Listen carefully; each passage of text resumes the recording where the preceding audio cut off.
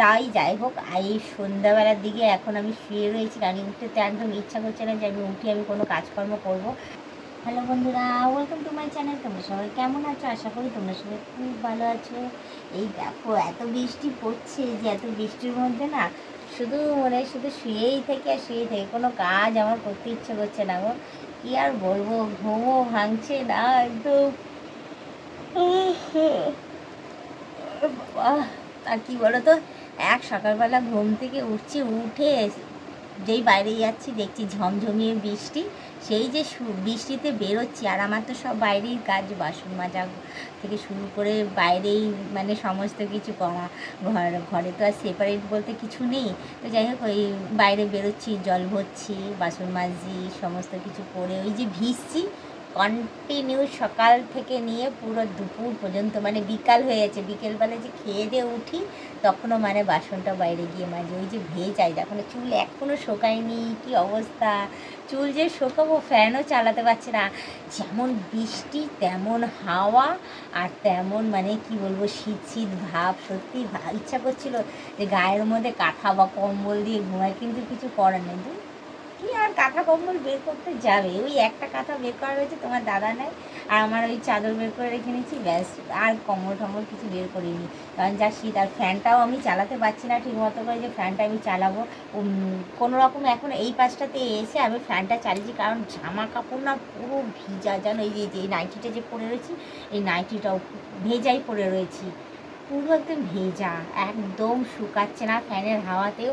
আর যদিও বা গায়ে পড়ার পর শুকিয়েই যাচ্ছে, হ্যাঁ, আবার যেই বাইরে যাচ্ছি সেই আবার জলের মধ্যে ভিজে যাচ্ছি। ছাতা নিয়ে তো যেতে একদম ইচ্ছা করে না। কি আর বলবো তোমাদের, সবসময় কি বলো তো, বাথরুম যাবো, যেখানে যাবো সেখানে গিয়ে ছাতা নিয়ে যেতে ইচ্ছে করে, বলো তো, ভালো লাগে না। আর আরেকটা কি বলো তো, এক্সকিউজ বলবো যে আমার ছাতা না, আমার বৃষ্টিতে ভিজতেই আমার ভালো লাগে।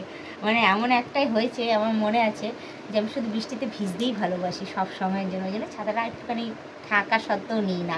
তো যাই হোক, বেশি কথা আমি বাড়াবো না, শুধু এইটুখানি বলবো যে তোমাদের সবার কেমন লাগছে একটু উঠে বসে নি, হ্যাঁ, নাহলে তোমরা বলবে শুয়ে শুয়ে বৌদি আরাম খেয়ে যাচ্ছে, আর আমরা খেটে খেটে শেষ হয়ে যাচ্ছি বাইরে। তো যাই হোক, বেশি কথা না বলে শুধু এইটুখানি বলবো, তোমাদের কার কার বৃষ্টি খুব ভালো লাগে। আর বৃষ্টির ওয়েদারে ও ঘরে থেকে সেই খিচুড়ি রান্না করা, আর এখন তো ইলিশ মাছের সময়, বলো ও দারুণ রান্নাবান্না করে খাচ্ছে বলো। যাই হোক, আমার এখনও পর্যন্ত ইলিশ মাছ আমি আনিনি, কারণ ইলিশ মাছের যা দাম বাবা। আর ইলিশ মাছের কাঁটাও ভর্তি থাকে। কিন্তু হয় বলবো না যে খেতে ভালো লাগে না, খেতে ভালো লাগে, কিন্তু এই যে কাঁটার কথা ভাবলেই না আমার যেন ভাবছি দূর, ইলিশ মাছ খাওয়ার থেকে বরঞ্চ অন্য কোনো মাছ খাওয়া অনেক ভালো। তো যাই হোক, খাবো না যে তা না। আমরা এই বছরে ধরো প্রতি বছরেই একবারই ইলিশ মাছ আনি, কারণ অনেক দাম। অত দাম দিয়ে খাওয়া সম্ভব না আমাদের মধ্যবিত্ত সংসারে, সত্যি কিন্তু অত দাম দিয়ে খাওয়া সম্ভব না, তো বেশি আনি না। খিচুড়ি, ডিম ভাজা এই বর্ষাকালে বেশিটা হয়, আর অন্যান্য মাছ টাছ যা হওয়ার সেসব হয়। আর একটা কথা বলবো, তোমরা কীরকম কী কী খাওয়া দাওয়া করো বর্ষাকালে, অবশ্যই কমেন্টে জানিও, ঠিক আছে? আমি তো বলেই দিলাম আমার সমস্ত কিছু। এই দেখো এই মাত্র বৃষ্টিটা কম ছিল, একটু ঝমঝমিয়ে বৃষ্টি পড়ছে, দেখো দেখো আওয়াজটা পেয়ে, দেখো আওয়াজ শুনিয়ে দিই তোমার, দেখো কেমন ঝমঝমিয়ে বৃষ্টি।